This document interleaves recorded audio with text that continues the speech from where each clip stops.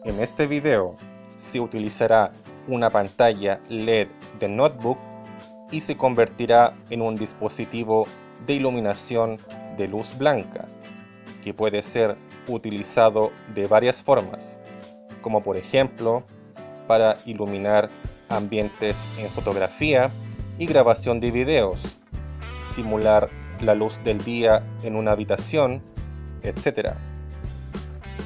Lo primero es desarmar el notebook de forma de obtener su pantalla. Se debe quitar la cubierta frontal del panel y se debe desatornillar del fondo plástico y de la sujeción mecánica del notebook.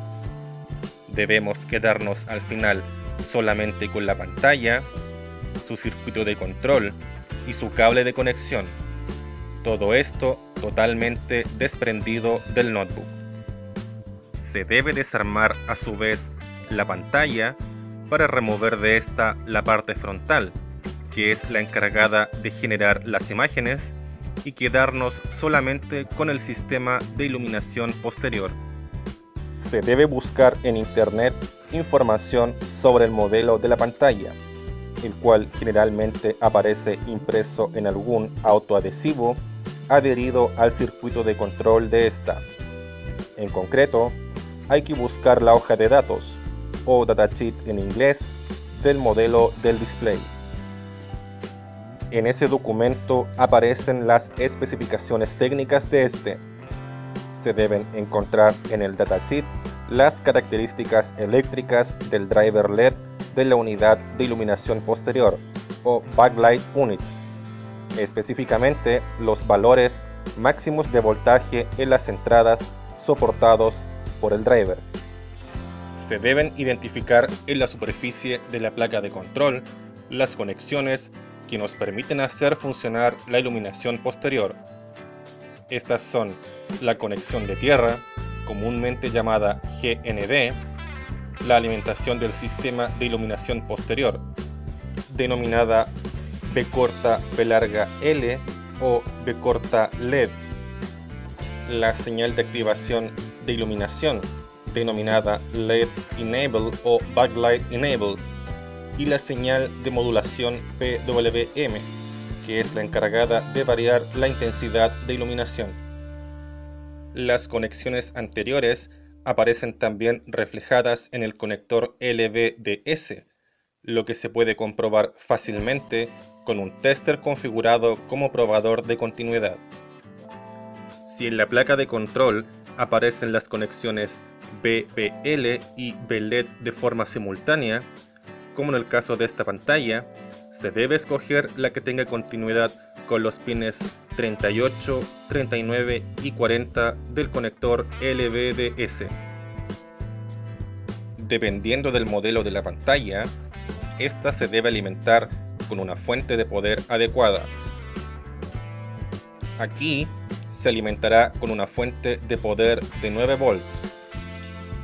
Como se ve en el datasheet, el driver LED de esta pantalla en específico soporta en sus señales de entrada y en su alimentación valores de voltaje de hasta 26.5 volts. Entonces, la conexión de tierra se conecta al negativo de la fuente.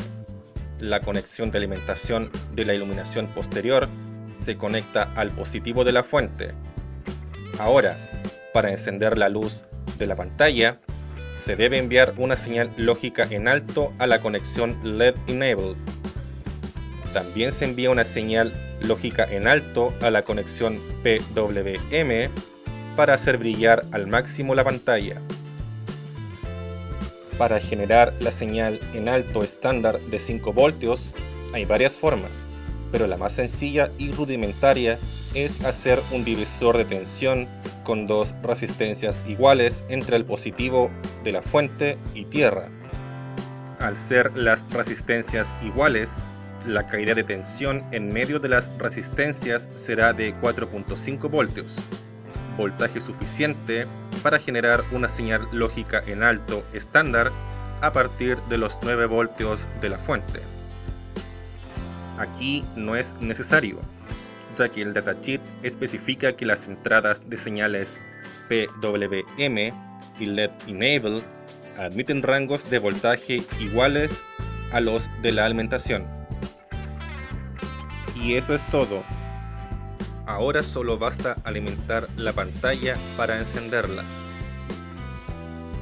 Aquí se muestran algunas imágenes tomadas en una habitación cuya única fuente de luz proviene de la pantalla.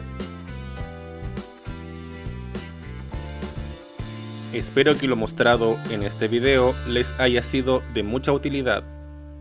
Saludos.